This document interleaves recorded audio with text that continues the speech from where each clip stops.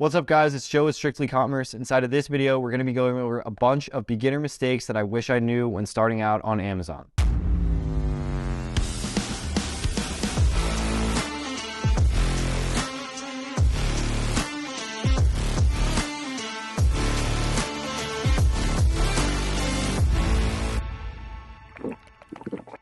So inside of this video, we're going to be going over a bunch of beginner mistakes that I wish I knew before I started selling on Amazon. Over the past 5 years, I've learned a ton of different things, and most of the time the hard way, after losing money or after screwing up. I've made a huge mistake. This video, I just want to highlight some of the key things that I've actually learned and what not to do, so that way you guys don't do that and you can do better overall.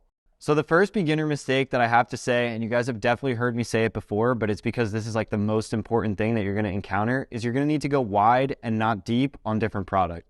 Meaning that you're going to want to buy a bunch of different things and not just a lot of one single SKU. The reason that we say to go wide and not deep is because there's such a high chance of you losing money on some of your first items that if you go wide, you're going to learn all the different things that happen amongst all of those SKUs. And then the ones that price tank, you're going to learn why I price tanked when you go back and look at the Keep It chart. For the ones that don't go into Amazon or don't sell once they go into Amazon, you're going to see that, oh, I missed this on the Keep It chart. Now I'm not going to do that again. When you spread out your risk wide, one, you have a lesser chance of losing all your money. And two, you have a better chance of actually learning throughout the process. So it's like the only way to start is to buy a ton of different stuff and test all of it. The stuff that does well, buy more of it. The stuff that doesn't do so well, cut your losses and move on to the next item. The second lesson that I want to emphasize is how important it is to learn how to source. Both with dropshipping, with OA, with RA, with wholesale, with private label, the money is made off of actually sourcing profitable inventory that you could sell and make money on Amazon.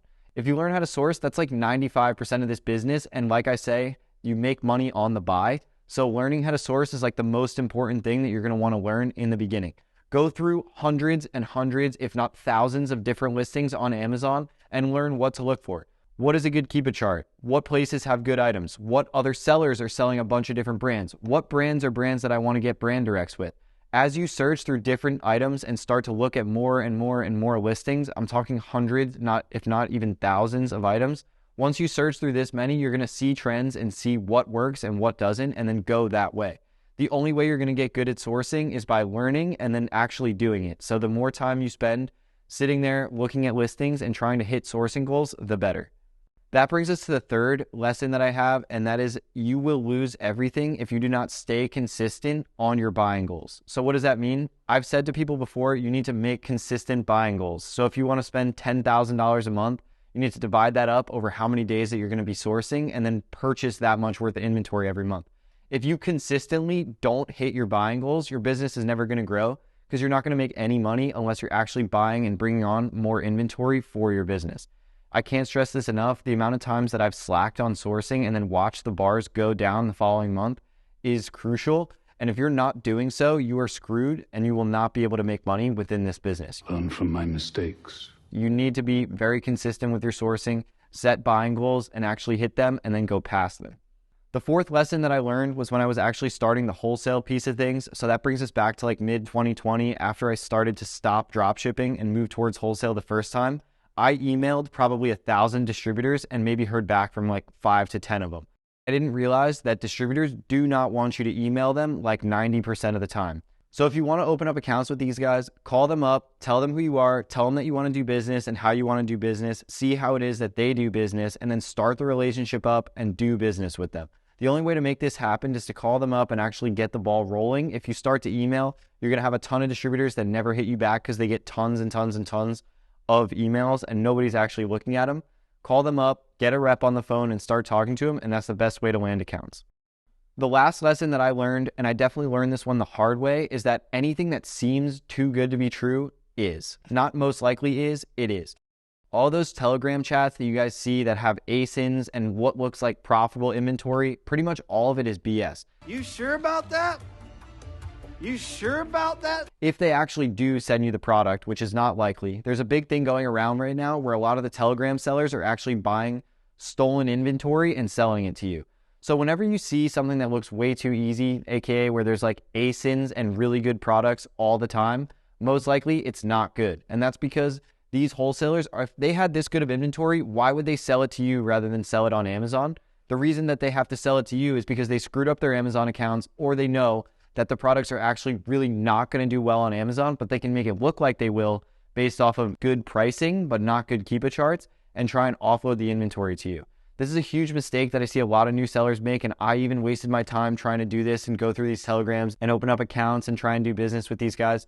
It looks too good because it is, and you will not make money doing this because either you're not going to get the product, you're going to get stolen product, the product's not going to sell well, or you're going to wait 7 weeks before you get it, and then it's never actually going to come to you or something of the sort. Do not buy from Telegram. Do not buy from places that it seems way too good to be true, like Palletfly. Palletfly is one of the worst companies that you can work with. I've wasted thousands of dollars and hours of time waiting for orders for them.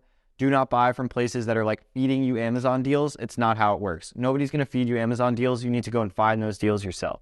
You work hard, it pays off. So that about wraps up today's video. That's pretty much some of the biggest lessons that I've learned. I hope these lessons and tips that I told you help you not make the same mistakes I have made. There's obviously a ton more, as I've been doing it for 5 years, and I think we went over 5 or 6 in this video. So I've definitely made way more than one mistake per year. If you guys are interested in learning more, or you want to talk to me specifically, check out the links down below. With that being said, that's it for today's video, and thank you for your business.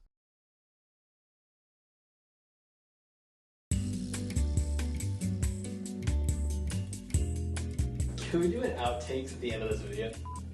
What is a good Keepa chart? Where has it... The second tip that I want to emphasize, or no, it's not tips. Who you are and tell them that you want to do...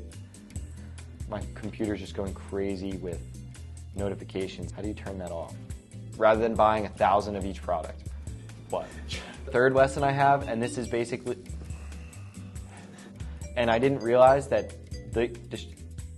No.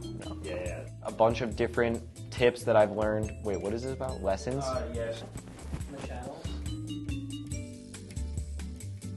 There you go, look at that. There's been multiple instances. The only way to actually purchase all those Telegram chat. That brings us to the third lesson that I have, and that is about the fact that